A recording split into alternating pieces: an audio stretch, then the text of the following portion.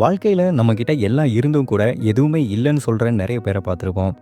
கை கால் நல்லா இருந்தும் கூட நிறைய பேர் இன்னும் சோம்பேறிகளா தான் இருக்காங்க.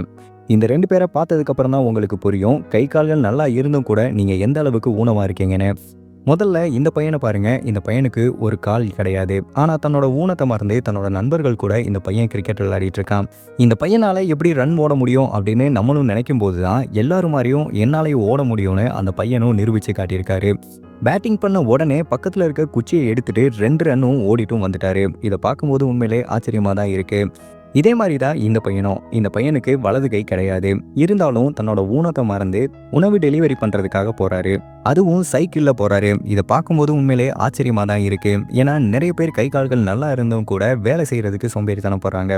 ஆனா ஊனமா இருந்தும் கூட தன்னால எல்லோரும் மாதிரியுமே வேலை செய்ய முடியும், விளையாட முடியும் அப்படின்னு காட்டின இந்த 2 பேரை பார்க்கும்போது பெருமையா தான் இருக்கு. தான்